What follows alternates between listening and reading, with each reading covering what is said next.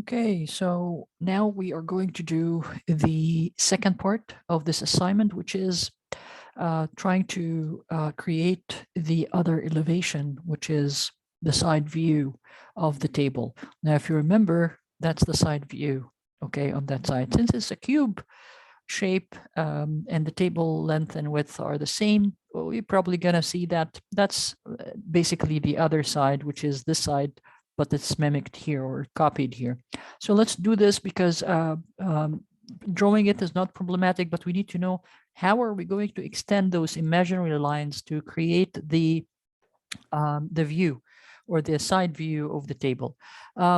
Basically, this can be done through those two rotating arrows here, which is going to make your life much easier if you use them, because the assignment that you're going to be creating, which is a kitchen plan, and we're going to be creating it together, do ask you to provide more than one elevation according to the plan that you have for the kitchen that you're going to be taking the measurements for. So if I want, right now, this is the top view, okay, and this is the front view. But what if I want to create the side view? If you hover over here, okay, let's see what happens when I click on this arrow here on the upper right corner of the screen. Okay, it shifts. It did shift, so I can actually, okay, create the elevation here easily. And then when I want, I can click back on that below arrow and it can shift the screen for me. And this is actually a lifesaver, because every time that I have something and I want to create the elevation for, I can easily switch those arrows here. And right now, this is the view that I'm looking at, again, which is this view, okay, which is the side view.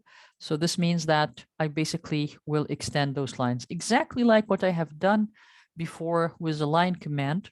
I'm going to click the line, and somewhere, far enough from the top view of the table, I'm just going to click and I'm going to drag.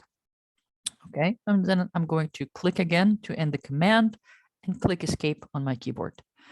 Now I'm going to do the exact same thing that I did for creating this side. So I'm just going to go again. If I want to repeat the same command, right click on your screen and click on repeat line. And then I'm going to hover over this point here, hovering over, not clicking. And once I see the intersection, I'm going to go down and create that line.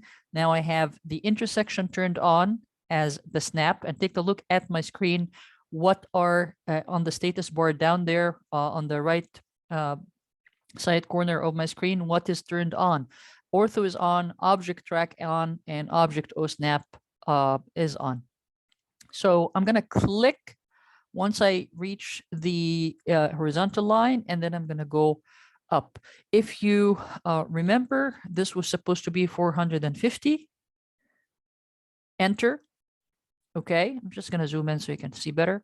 I'm going to move to the side. Now, one of the things that I didn't show you earlier is that because we already knew that the width of the table is exactly as the length, which is 550 millimeters. Okay, we didn't need actually to snap up here.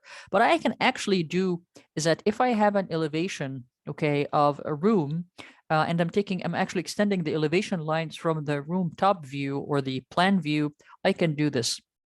I can just hover over here. I'm hovering, and then I'm going to go down, and notice what will happen. Now, I'm just going to hover again and go down. You can see that once I hover over that point and then go down, the point actually stops, okay, below to where the extension of the dotted line is. Okay, so I'm going to be doing this again. I'm just going to hover over this. Okay, now it's gone. When you hover over the corner point twice, this means that that imaginary line or the dotted line that's going to be a guide for you is going to be eliminated. But if I hover over here and then I go down, see what happens? The line actually stops exactly where that corner point above is. So I'm going to click and then I'm going to drag down. All right. Now I'm going to click escape on my keyboard, and we're going to do the exact same thing as we did for creating the tabletop. So I'm just going to right click and repeat line, and I'm going to zoom in a little bit. hover over this point here, this corner point, then go down and type 50 for the thickness of the top of the table. And then here, I'm just going to drag and then click here. All right. So the line is still working with me. And because the line is still working with me, this is what I'm going to be doing. I'm going to go to this side here. Now it's going to be a little bit difficult to go on this side here because the snapping is not enabling me to go to that side. So I will do this. I'm just going to go on the object snap, right click, and I'm going to turn perpendicular off. Okay. And then I'm going to click again on my screen. All right, and I'm gonna go to line, click here, and then move to the side. So I'm sorry, not click, hover over this point. Actually, it's clicking because I'm creating the leg. So I'm just gonna click here, and then moving to the side, and then I'm gonna type 50, enter, and then I'm gonna go up. Now, perpendicular is not on, okay? So this is what I will do. I'm gonna click here again, right click with the mouse, make sure that perpendicular is on, and then I'm gonna click here.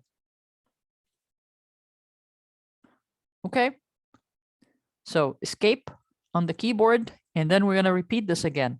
Right click, repeat line, click on the intersection point. Now click, drag to the side, make sure that this is type 50 on your keyboard, enter, and then go upward and click to place the final point, escape on your keyboard. Okay, now those are the two views we have. This is the elevation. This is the side view, and this is the front view. If I want to refer back to how the orientation of my drawing was, all I have to do is to click here. Okay, so we managed to create the side view. We managed to create the front view, the side view, and the top view of the table successfully.